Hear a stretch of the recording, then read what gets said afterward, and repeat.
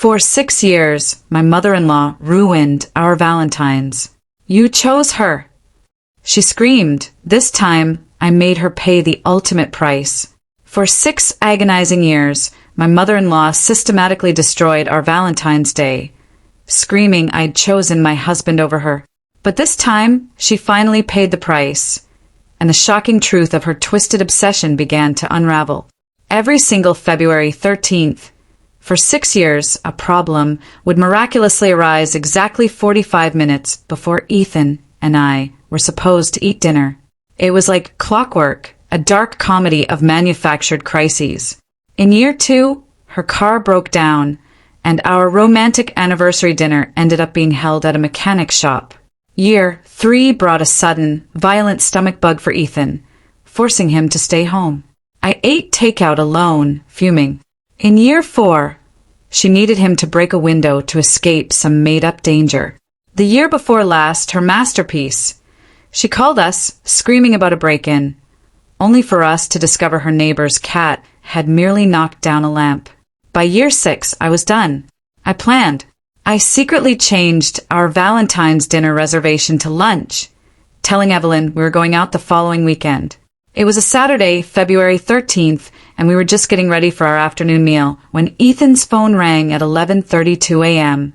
Don't answer it, I commanded, my voice flat. He watched the screen. It's Mom, he whispered, a familiar dread in his eyes. Let it go to voicemail, I insisted.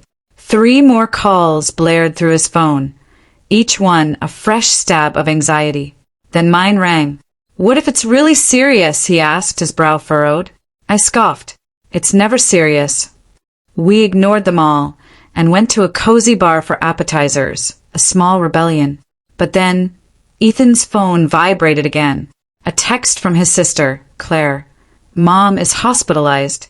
Heart attack. Arrive now. The color drained from his face, leaving him ghostly pale.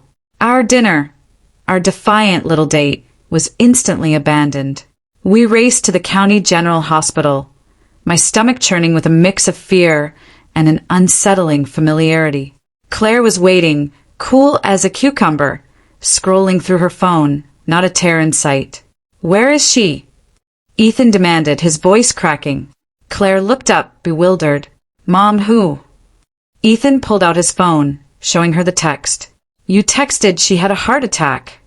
Claire's eyes widened, genuinely shocked. No, I didn't. I've been at brunch all morning. Just then, a nurse approached. Are you here for Evelyn? Ethan rushed forward. Is she okay? The nurse smiled benignly. She's fine.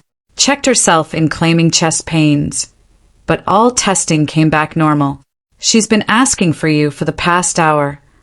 Claire grabbed Ethan's arm, her jaw set. Show me your phone. She checked her messages. I did not text you. My previous message was 3 days ago. Her voice dropped to a chilling whisper. So, how Mom has access to my iCloud? My blood ran cold.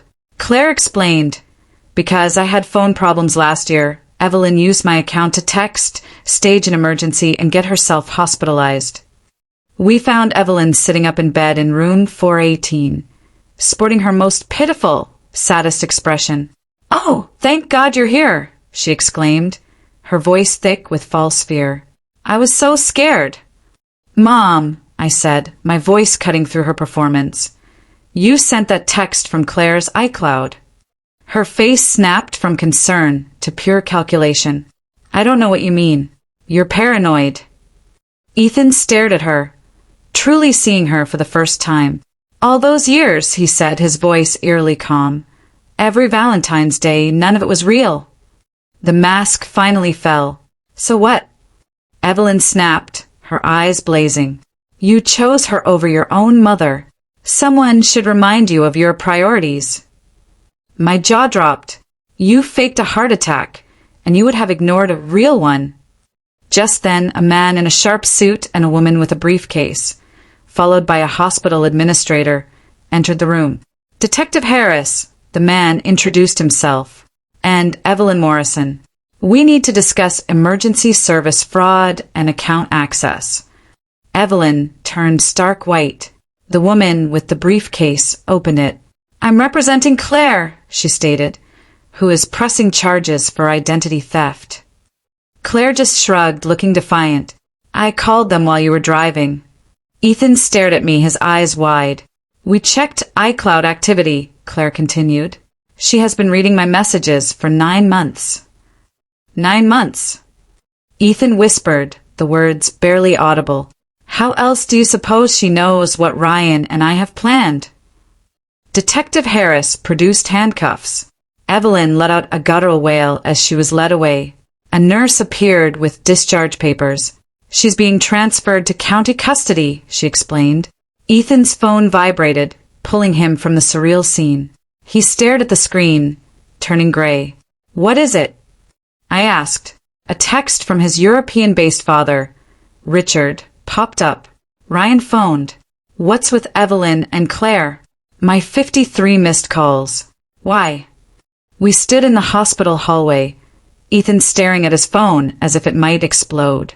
"Your dad's been in Barcelona for 4 weeks," I whispered. "How could he know anything?" Claire approached, arms crossed. "Ryan called when I filed charges to let Richard know before he found his wife in county jail." "This is insane," Ethan muttered. "This whole day has been insane." Richard's name flashed on his phone again. "Answer it," I urged. Ethan hit speaker. "What's up, Dad?" Richard's voice, when it came through, was menacing. "Ryan told me Evelyn was arrested." "For what?" "Identity theft." "No way." She hacked Claire's iCloud.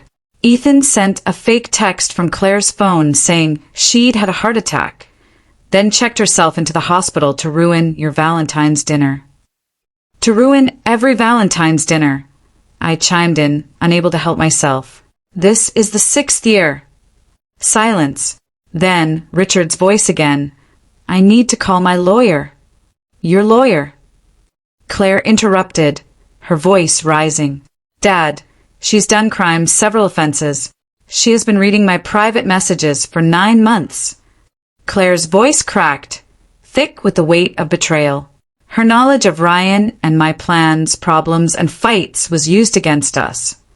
Richard exhaled heavily. "Taxi ride. Don't move her until I get there." He hung up. Ethan turned to me, his eyes hollow. "He's going to try to fix this." "Of course he is," Claire said coldly. "He always does." We sought refuge in the hospital cafeteria, neither of us hungry. Evelyn's tragic death occurred outside room 418, Claire mused, stirring her cold coffee. "Last month, Ryan and I disagreed on whether to tell her we were going to Portland. The next day, she calls crying about how no one tells her anything, how she's losing her family." I asked, "Was she aware of your move?" "We hadn't told anyone, not even Ethan." She looked at her brother. Ryan wanted confirmation of his job offer. I avoided jinxing it.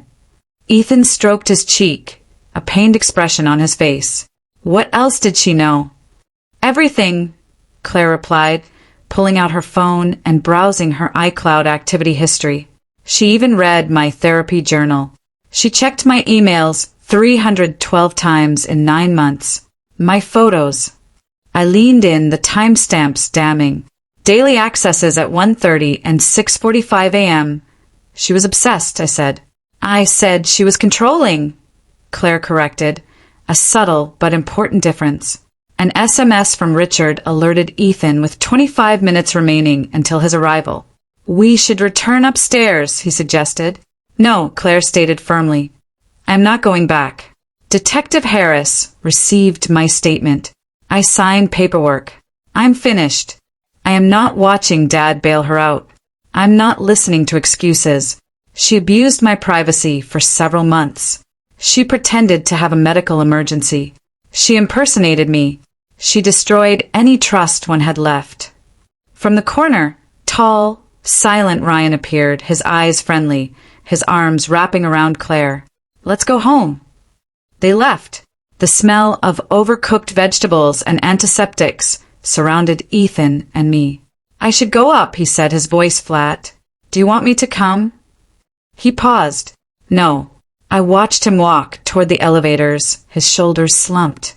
The same man who was excited about nice appetizers 5 hours earlier, before his mother ruined our Valentine's Day again. I called my best friend, Mia, as I always did when things got crazy.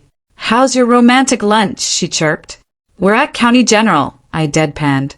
"What?" "Evelyn was arrested." I recounted the whole unbelievable saga. The fake text, the iCloud intrusion, 9 months of spying. I loved her silence. "Are they charging her?" "Detective Harris seems serious, and Claire is pressing charges for identity theft." "She should. Richard is on his way from the airport to repair it, I assume." "Of course he is," Mia groaned. "How is Ethan taking it?"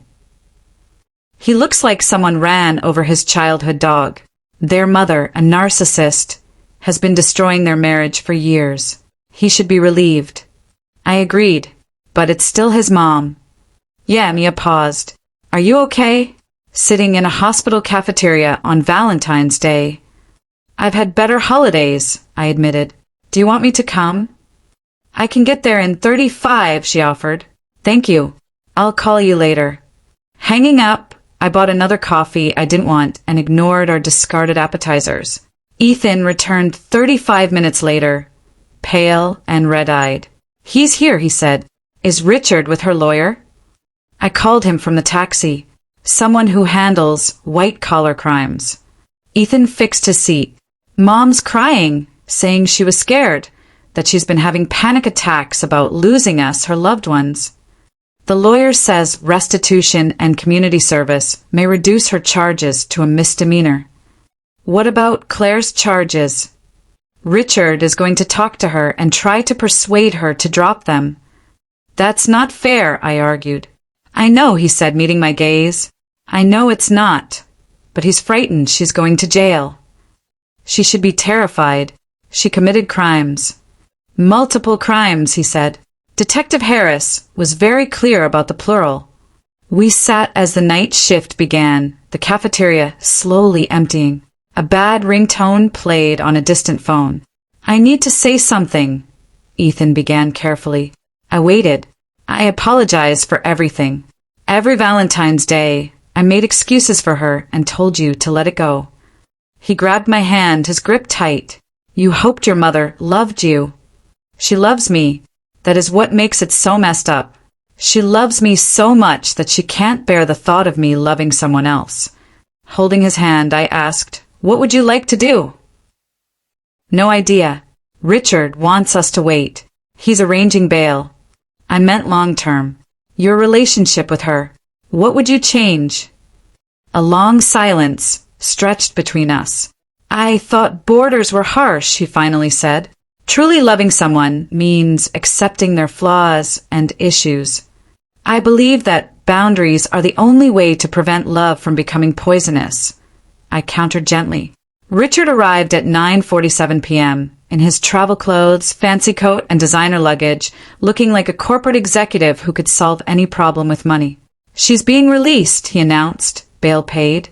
"The lawyer thinks he can negotiate." "What about Claire?" I asked. "I'm handling it. She can file charges." Richard's jaw stiffened. "I know. But this family shouldn't be torn apart over a misunderstanding." "Is there a misunderstanding?" Ethan rose, his voice firm. "It's true, Dad. She hacked Claire's phone for 9 months. That is a felony."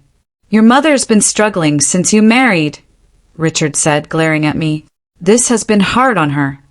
I snapped. "Hard on her? I'm sorry our marriage has been so difficult for your mother." "That's not what I meant." Richard protested. "What did you mean?" Ethan interrupted, stepping between us. "Because it sounded like you're blaming us for her choices." Jet lag and fatigue made Richard wipe his eyes. "I'm trying to keep this family together, something you two don't seem interested in." "We're interested in having healthy relationships," I said. "That's different." "Healthy relationships require forgiveness." "Forgiveness requires accountability first."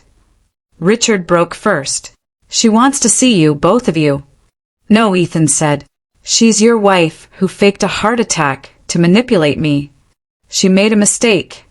Ethan repeated, she makes a mistake every year. Every year she sabotages us. And every year you excuse it. I make no excuses. I'm burying a problem as usual. Richard blushed, offended. Watch your tone. Or what? Ethan challenged. Will you hack my iCloud? Richard retreated. I'm going to pretend you didn't say that. Don't. I meant it. Ethan grabbed his coat. Tell Evelyn we'll talk when she admits her guilt.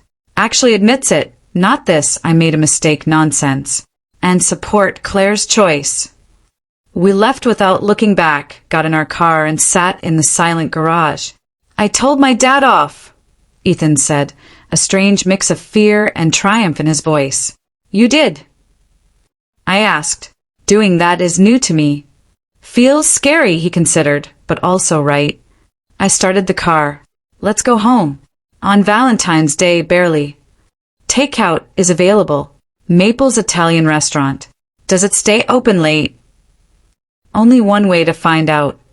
It was a miracle that Marco's lights were still on when we arrived. The owner, Marco, recognized us immediately. Ah, the young couple. Where have you been? He boomed. I saved you the good corner table. We got delayed, I said simply. Valentine's Day delay. That's bad. He clucked his tongue. Come, come.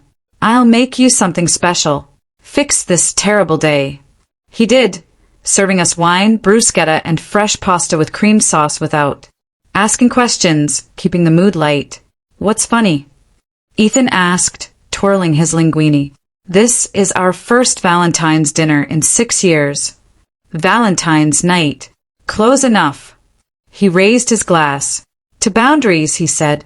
To boundaries, I repeated. We clinked glasses, ate pasta, and pretended not to think about Evelyn in county jail, Richard's rage, or Claire's 9 months of privacy violations. Ethan's phone vibrated at midnight. Claire texted, "Thank you. Ryan said hello and loves you." She never says, "I love you" in texts, Ethan mused. Today was a lot. Do you think Marco has dessert? Yeah, I smiled. He put his phone away. Only one way to find out. 2 spoons for one tiramisu. We ate it slowly, prolonging the night, savoring it because tomorrow would bring consequences, decisions, and difficult conversations. Ethan's and my phones lit up like Christmas trees the next morning. 21 missed calls, mostly from Richard, though Evelyn's number and an unknown one made appearances. Should we listen? I asked, coffee in hand. Probably the unknown number is Detective Harris. Sure enough, a voicemail. Detective Harris of County General. Mr. Morrison, please call me about your mother's case. New information has surfaced. New info, I said, a sense of doom creeping in. Ethan called back on speaker. Detective Harris answered on the first ring. Mr. Morrison, thank you for calling back. What's up? We looked through your sister's phone records and found more than the iCloud breach. Your mother was also accessing financial accounts through your sister's saved passwords. My stomach sank. What? Ethan turned white. Financial accounts. $27,400 was withdrawn over 7 months. Small quantities, $650 here, $950 there. Always just below the threshold that would set off fraud alerts. Oh my God! Your sister filed a police report this morning. We're adding wire fraud and grand larceny to the charges. Ethan sat down heavily. Does my father know? He was there when your sister reported it. Detective Harris paused. He offered restitution immediately. Your sister declined. Good, I muttered. One more thing. Your mother's computer had screenshots of your bank's login page with password reset options. It showed she intended to access your accounts. She was trying to hack our accounts too? It seems so. We'd like you two to come in and make statements. The drive to the police station was quiet, filled with a grim realization. Evelyn wasn't just controlling, she was a thief. She stole from her own children. Claire and Ryan were already there, not with Richard's corporate attorney, but with a family financial crimes lawyer. "Hey," Claire said, seeing us. "Sorry, Claire," Ethan said, his voice raw. "This is not your fault. You sounded off. I should have believed you." She looked tired, her eyes red. "Richard's been calling all morning, offering money, begging me to drop it." "Are you going to?" I asked. "No." Her voice was firm. "Ryan and I were saving for a home. We had nearly $34,000. She took a third and planned to keep taking until we had nothing." "We'll pay you back," Ethan said. "Whatever she took." "That's not the point." He breathed deeply. "The point is she chose to steal from us, from her own daughter, and I'm done protecting her from consequences." Detective Harris emerged. Mr. Morrison, we await you." We gave statements for 3.5 hours. Evelyn had access to the emergency funds we shared? No. We saw nothing suspicious. Yes, we would change all our passwords immediately. Yes, we knew this was a criminal case. After 2:30 p.m., we left, too drained to eat. Ryan suggested lunch, but no one was hungry. "Now what?" I asked. "Arraignment tomorrow," the lawyer said. "Given the amount stolen and the premeditation, she'll likely face significant charges." "Prison time," Ethan hissed. The lawyer softened. "Possibly, though first-time offenders with means frequently receive plea deals. I know this is hard, but your sister did the right thing." Our coats billowed in the February wind as we walked to our cars. "Richard's going to lose it," Ethan predicted. "Richard allowed this," Claire said, staring at her brother. "When she did something wrong, he'd smooth it over. Pay people off, make excuses. I love Dad, but he created this situation as much as she did." "What are you planning to do?" Ethan asked, concerned. She squeezed his hand. "Ryan and I are moving to Portland as planned. Perhaps sooner now. We require distance. This is not about you. You are not her. You did not do this. But I can't keep living in the same city with them, always waiting for the next boundary violation or manipulation." "I get it," Ethan said, embracing her. "Call me later." "Yeah." Claire and Ryan drove off.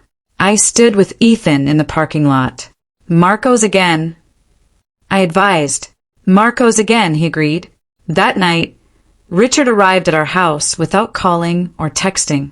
He rang the doorbell at 8:37 p.m. Ethan opened it. "Let's talk, Dad." With deeper lines and haunted eyes, Richard looked older than yesterday. He sat on our couch like he'd never seen one.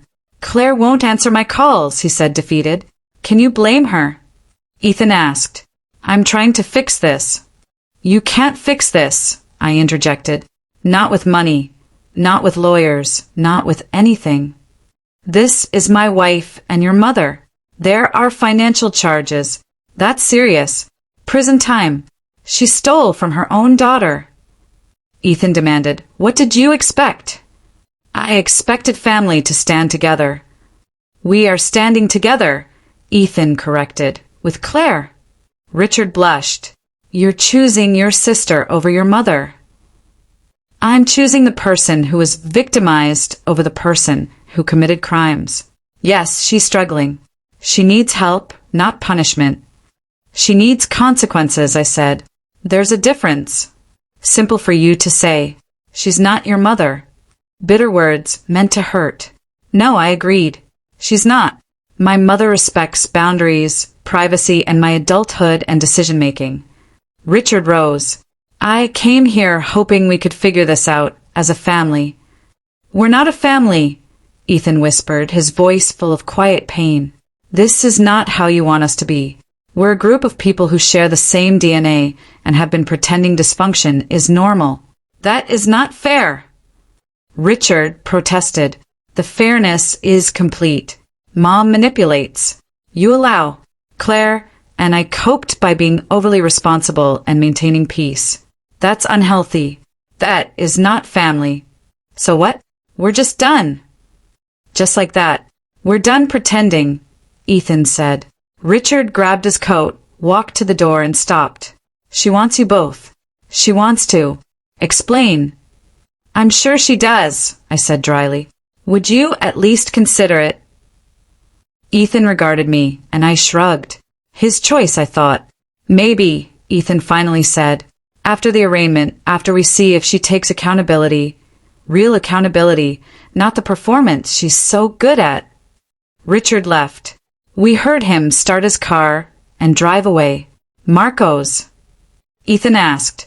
We can't keep eating Marco's every night. Why not? Is it our Valentine's Day disaster tradition? I couldn't help laughing. Fine, Marco's. Carbonara is my order this time. Live dangerously. Our small city was quiet at night, and Marco's was nearly empty by midweek. The owner grinned when we approached. 2 nights. Ah, the young couple has returned. This is love. If only he knew. We met Claire and Ryan at the courthouse at 9:15 a.m. Richard was already there with Evelyn's lawyer and Evelyn herself, who looked small and fragile with flawless hair and makeup. Her face lit up when she saw us. Ethan. Oh, sweetie, thank God you are here. She approached, arms outstretched. He retreated a step. Don't, he said, his voice flat. Her forced smile faltered. Darling, I know you're upset. I am not upset. I am done. Done, she repeated, looking from Richard to the lawyer and then back at Ethan. What do you mean by done? No longer playing this game. Game? No game. I am your mother. You are a woman who stole $27,400 from my sister, hacked her phone, and has been manipulating us for years. His quiet voice was more devastating than any shouting. And I'm done. Evelyn cried, tears welling up. Were they real or staged? No longer discernible. How can you say that after all I have done for you? Besides sabotaging every relationship I've tried, I protected you. From what? Happiness. Evelyn's lawyer touched her arm. Ms. Morrison, should we go inside? No, she cried, turning to Claire. You turned your brother against me. You were always jealous. Don't, Ryan intervened, tall, strong, and protective. Don't talk to her. Evelyn looked genuinely surprised, as if servants couldn't speak. Excuse me. You heard me. Don't talk to Claire. Don't look at her. Do not contact her ever again. You can't tell me what to do. I absolutely can. Ryan's soft, polite voice hid steel. You violated her privacy, stole her money, and now you play the victim. It's disgusting. Richard moved forward. Now wait just a minute. No. Claire interrupted. Ryan's right. I'm done, Mother. Completely done. After today, we're moving. You won't have our address, numbers, or anything. You can't watch me. The bailiff announced, State versus Morrison. All parties inside. Evelyn sat with Richard and her lawyer, while we sat with Claire and Ryan. The divide was clear. In her early 60s, the judge had silver hair and sharp eyes. She reviewed the charges with a look that said she'd seen this suburban family drama before. Mrs. Morrison, you face identity theft, computer hacking, wire fraud, and grand larceny charges. What's your plea? Evelyn's attorney said, Not guilty, Your Honor. Noted. Bail is $60,000. Trial date to be determined. Miss Morrison, she looked at Claire, I know you're the main victim. Yes, Honor. A restraining order was requested. Yes. Granted. Claire Morrison and Ryan Hughes are not to contact Mrs. Evelyn Morrison. 0 calls, texts, emails, or third-party contacts. Violation warrants immediate arrest. Clear. Evelyn exclaimed, You can't. The gavel fell. I just did. Next case. Richard tried again outside the courthouse. This is insane. She's your mother. Your family. Being family doesn't give her the right to commit crimes, Claire said, her voice shaking with righteous anger. This was wrong. Premeditated theft over 7 months. Ryan shielded Claire. Stop minimizing it. I'm not. Richard looked at his kids, heartbroken. Fine. Want to leave her? Go ahead. Do not cry to me when you realize your mistake. We won't, Ethan said. Richard left. Evelyn ran after him. We watched two people who would rather hide dysfunction than face it leave. Marcos, I said. Marcos, all agreed. We discussed Claire and Ryan's move, our new passwords, boundaries, and life without Evelyn over carbonara and wine. When are you leaving? I asked. 2 weeks, Ryan said. I already gave notice at work. Claire added, I'm getting a remote job. That fast? We've been planning this for months, Claire said. The Portland job offer arrived in December. We were awaiting the right moment. Does Richard know? He does now. Mom found out from my texts and started the guilt campaign immediately. How bad? Bad, Claire said, swirling her wine. Crying about being abandoned. Threatening to cut me off, calling me ungrateful. I used to feel guilty. I feel relieved now. Ethan raised his glass. To Portland. To Portland, we repeated. Marco brought tiramisu and cannoli for both young couples. Good stuff. This is family, he beamed. He had no idea he was right. August 19th was the trial date, 7 months away. Evelyn's lawyer sought a plea deal. Community service, restitution, probation, no jail time. Claire turned down all offers. She needs to face actual consequences, she told her lawyer, not rich people's effects. Local, then regional media, reported it. Rich mother accused of hacking daughter's accounts. Money, family drama, and Valentine's Day fueled the story. Richard failed to stop the coverage. Her lawyer advised Evelyn to remain silent. Instead, she cried in an interview about how her children had abandoned her and how she only wanted to be close to them. The interviewer inquired about the stolen money. That's a misunderstanding. Evelyn cried. Emergency assistance was available. I never thought. Her lawyer pulled her out of the studio, ending the interview. Ethan called me, laughing after watching it at work. She exacerbated it. How? There's video evidence of her claiming she authorized access. Claire's lawyer rejoiced. Your mother is her own worst enemy. Always has been. We helped Claire and Ryan pack, loaded the U-Haul, and said goodbye in our driveway in early March. Claire hugged me. Promise you'll visit. Promise. And watch Ethan. He acts tough, but I know. She looked at her brother. Are you okay? Getting there. Therapy began last week. Good. She kissed his cheek. Call me. Real calls, not texts. I will. Ryan started the truck, waved and drove off. The U-Haul vanished around the corner while we stood there. Feel weird? I asked. Ethan wrapped his arm around me, but also lighter. Lighter's good.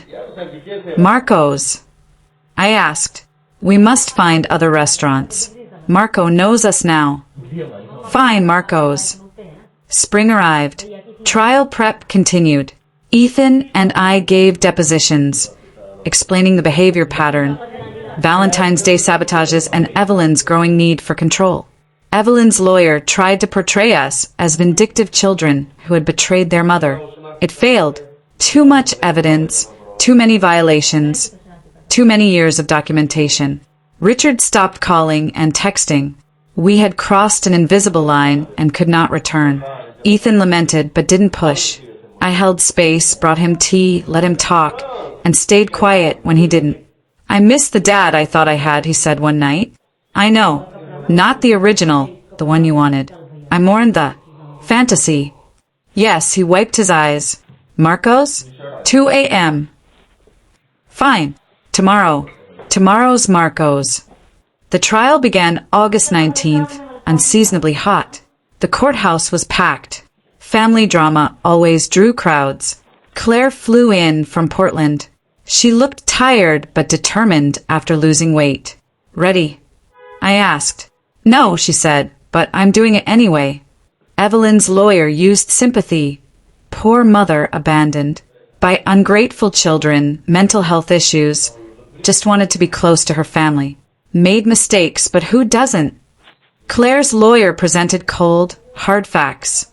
Bank statements, iCloud access logs, text messages from a compromised account, a timeline of escalating behavior, expert testimony about narcissistic personality disorder and financial abuse. Ethan testified about the Valentine's Day pattern, the 6 years of manufactured emergencies, and how exposure revealed that manipulation wasn't love. I testified about the aftermath, the emotional toll, therapy, and rebuilding. Ryan testified about the stolen money, delayed homeownership dreams, and trust violations. Claire testified last, calm, measured, devastating. She didn't cry or yell. She just stated facts, dates, amounts, screenshots. The courtroom was silent after she finished. 4.5 hours of deliberation. We waited in a conference room, drinking stale coffee with little talking. What was there to say? The bailiff entered. Jury's back. We entered, sat down, watched Evelyn, Richard, the lawyer, and the jury. We tried to read faces and gave up. Has the jury decided? Your Honor, we have. Addressing identity theft. How do you find? Guilty. Unauthorized computer access charge. Guilty. On wire fraud charges. Guilty. For grand larceny. Guilty. Evelyn gasped, then sobbed. Richard grabbed her hand. Her lawyer slumped. On September 22nd, sentencing will occur. Court adjourns. We stood outside in the August heat. Claire shook. Ryan held her. Ethan held me. We embraced. We did it, Claire whispered, her voice raw with emotion. You did it, Ethan said. We couldn't have done it without you. Richard walked by silently. Evelyn, too. Her perfect composure was shattered, mascara running. Face blotchy, the mask finally gone. A small part of me felt sorry for her. Remembering she was human had made me birthday cakes and bought Christmas presents, and probably loved us in her own broken way. But mostly I felt relief. It ended. All done.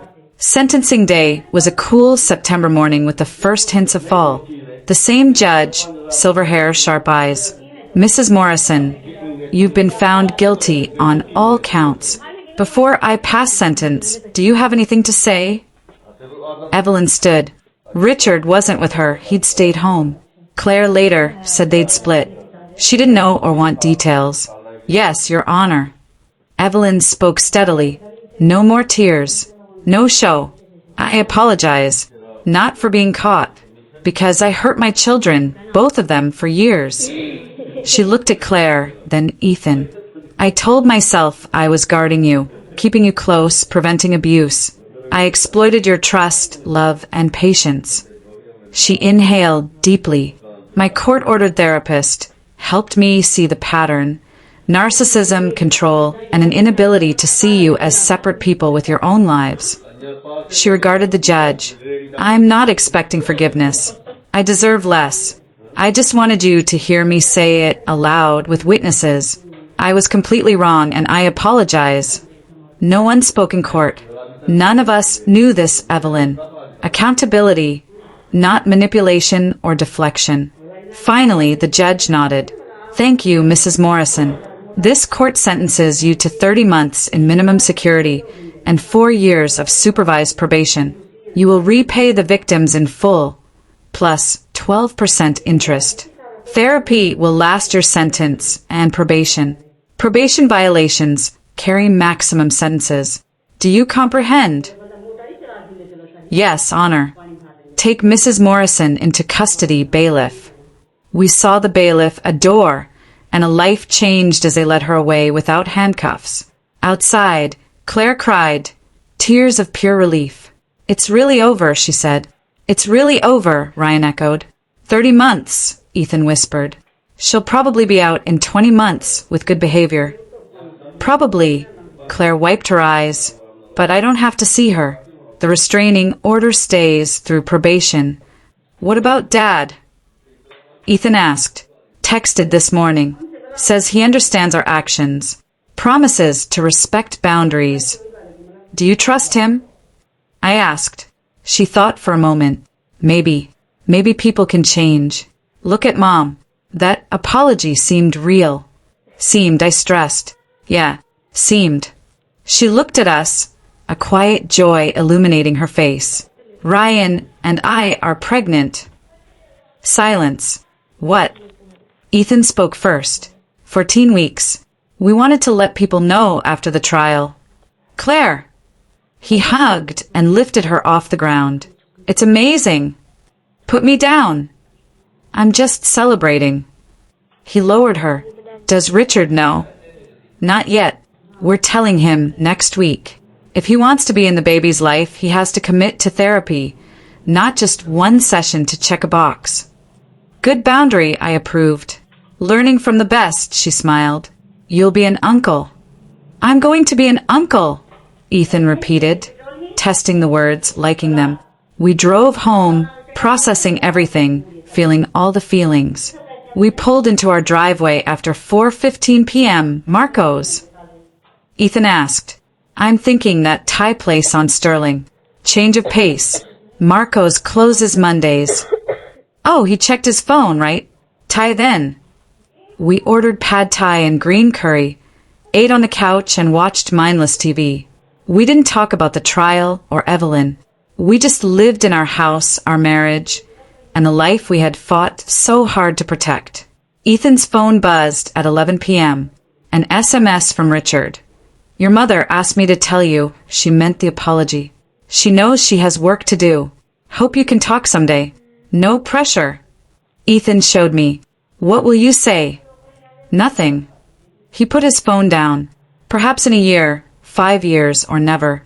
But not today. Fair. That night, we slept better than in months. Peace. No waiting, no vigilance. Just peace. Life continued. Ethan moved up at work. I took night classes. We considered buying a house, having kids in a few years, and visiting Claire and Ryan in Portland. Evelyn wrote prison letters. Sometimes Ethan read them, then put them in a box. Not ready to respond. He might never be. That was fine, too. Richard began therapy. He sent monthly updates. He did not push for reconciliation. He just kept working and trying. That was something. Valentine's Day came around again in year 7. What would you like to do? I asked in January. Dinner? Real dinner? No drama. Are you sure? Positive. Marco's has a back room.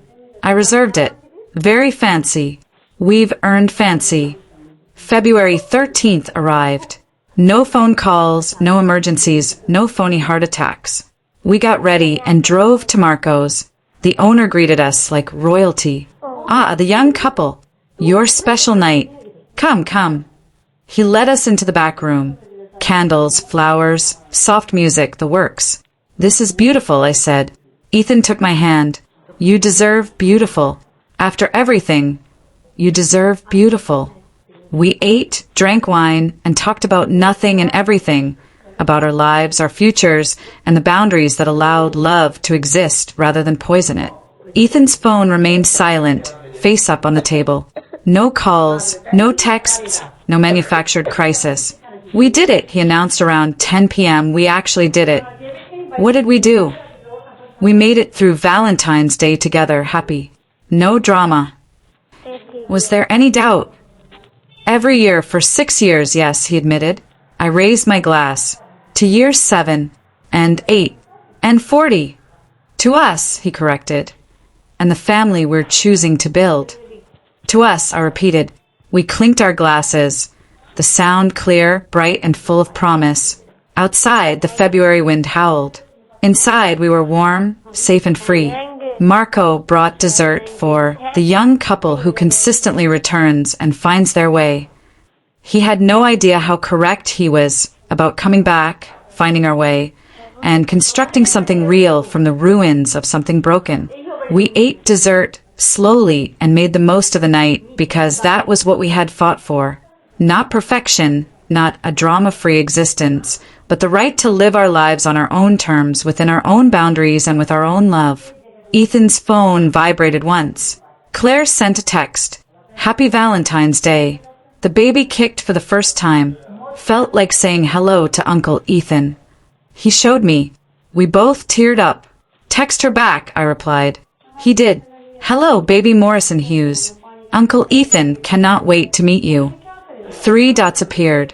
Aunt 2, and I'm making you babysit. Deal, he typed. He put his phone away and grabbed my hand. Are you ready to go home? Ready. We paid Marco and walked to our car on a cold February night. We got in, started the engine, and sat for a minute. You know what's wild? Ethan said. What? 6 years ago, I believed that loyalty meant accepting everything. Never say no. Never set limits, just enduring. And now I understand that loyalty entails protecting what matters, even when it is difficult, especially when it's difficult. Holding his hand, I said, took us a while to learn. Better late than never. We drove home, down streets we'd driven 100 times before, past landmarks, memories, 6 years of manufactured emergencies and stolen Valentine's Days, and into something new, better in ours.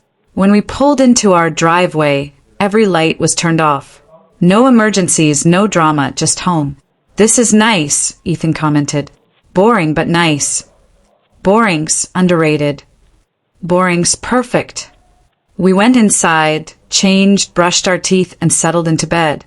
His phone remained on the nightstand, silent, dark, and blessedly quiet. Love you, he said. I love you too, even without the drama, particularly without the drama. He laughed, pulled me close, and we fell asleep, tangled together, safe, sound, and free. Evelyn was finally released 20 months later. By then, Ethan and I had moved to a new house, a new neighborhood, and started over. She did not have our address. Richard did. He made the first call. Could I give her your number? She's asking. Not yet, Ethan replied. She is different. Very different. Good. Let her try it for a while first. 7 more months passed. Claire had a baby girl named Grace. Ethan flew to Portland, met his niece, and returned glowing. Claire looks happy, he said. Very happy. Ryan's a natural father. Did she ask about Evelyn? No. I believe she has let go of everything, including her anger and hurt. Did you? He thought about it, getting there. Another 7 months passed, marking 2 years since the sentencing. Evelyn sent a letter through her therapist rather than Richard, with proper channels and permission. I understand you aren't ready to talk. That is okay. I wanted you to know that I'm working on myself, understanding what I did, and creating a life that isn't focused on controlling yours. My therapist says that healing is not a linear process. Some days I am furious with myself. Some days I just feel sad, but I am working. And if you're ever ready, I'll be here. Not pushing. Just arrived. Mom. Ethan read it 3 times before putting it in the box with the others. He did not respond. Not yet. Do you think you'll ever talk to her? I asked. Maybe. Probably. Someday, he said, looking at me. But not because I have to, because I chose to. That's a good reason. The only reason. For years after her sentence, on a random Tuesday in October, Ethan called his mother. He didn't tell me he was doing this. He just picked up the phone during his lunch break and dialed. The conversation lasted for 9 minutes. When he arrived home that night, he was quiet, processing. How did it go? I finally asked. Weird. Good weird. She did not push, nor did she guilt-trip me. Just asked how I was. She told me about her job at a bookstore and her ongoing therapy. I didn't mention Richard or Claire unless I brought them up. Which you didn't. Which I didn't. How are you feeling? Uncertain but fine. Maybe this is what progress looks like. Slow, careful, and boundaried. Are you going to call again? Perhaps in a few months. We'll see. And that was it. There would be no grand reunions or tearful forgiveness scenes. Just a small step towards something that may or may not resemble a relationship in the future. Regardless, it was fine. Claire and Ryan welcomed their second child, a boy named Miles. In the 7th year after Evelyn's sentencing, Ethan was present for the birth. He hugged his nephew, cried, and called me at 3 a.m., unable to contain his happiness. He's perfect. Absolutely perfect. Send pictures. Sending now. Richard was also there at the hospital, maintaining boundaries, respecting space, and making grandpa noises without overstepping. Progress is slow but real. Evelyn was not invited. She did not ask to be.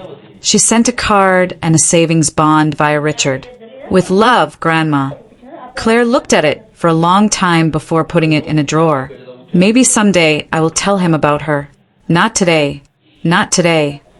Fair enough. Valentine's Day came and went in year 11. We were at Marco's as always. Marco, the owner, was older now, with gray hair, slower movements, and the same warm smile. Ah, the young couple. Not so young anymore. He laughed at his own joke. Still making that joke. I said, winking. Still funny. Your table is ready.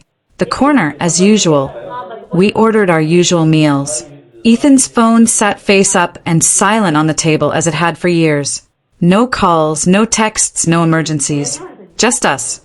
16 years of Valentine's dinners, choosing each other, and limits that made love possible. Remember year 2? Ethan asked. The mechanic shop. It's hard to forget. I was so upset with you for being suspicious. And I was right. You were. He took my hand. Thank you. For what? For not leaving when it would have been easier when most people would have. You're worth it. We're worth it, I countered. We built this, he said. Marco's son brought fresh bruschetta that his father had made. Ethan raised his glass. To boundaries and boring Valentine's days. To boring Valentine's days, I agreed. May we have 40 more. 40 more, he said, and all was well as we clinked glasses. Ate, chatted, laughed, and planned for tomorrow, next week, and next year. Ethan's phone was silent. We built our lives one boring, beautiful Valentine's Day at a time. That was enough. Everything. 16 years later, Ethan and I were packing the car for our annual trip to. Claire and I talked on the porch that night after the kids went to bed and the adults had wine. I never thought I'd invite her, she said. A year ago, I would have said no way. Definitely not. What changed? Grace asked about her. We had this old photo of the whole family, and Grace asked why Grandma Evelyn was missing from recent photos. I tried to explain in kid-friendly terms, but Grace kept asking, kept wanting to know, and I realized I was making her pay for Evelyn's crimes, not seeing her grandmother because of events that occurred before she was born. Claire sipped her wine. That's generous. It's exhausting, she admitted, but it's the right level of exhaustion, the kind that comes from trying and giving people, even those who have hurt you, a chance to do better. Do you think she has? I think she's trying. That's all you can ask for. In the quiet, we listened to the sounds of Portland City and everyday life. Ethan told me something yesterday, I said. He said grudges are heavy, and he's tired of carrying them. Smart man, your husband. He has his moments. Ryan and I are thinking about having a third. Really? Really? We think we can handle 3 kids if we can handle blended family drama. That logic seems flawed. Probably. But we're doing it, though. Claire and I laughed, sitting there. 2 women who had overcome family dysfunction to create something better. Not perfect, but better. That was enough. Final scene.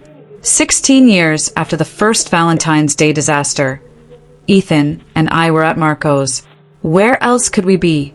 Marco had retired, but he still stopped by for Valentine's Day. Tradition. Ah, the young couple. Now old like me. He laughed at his joke. Still making that joke? I said, winking. Still funny. Your table is ready.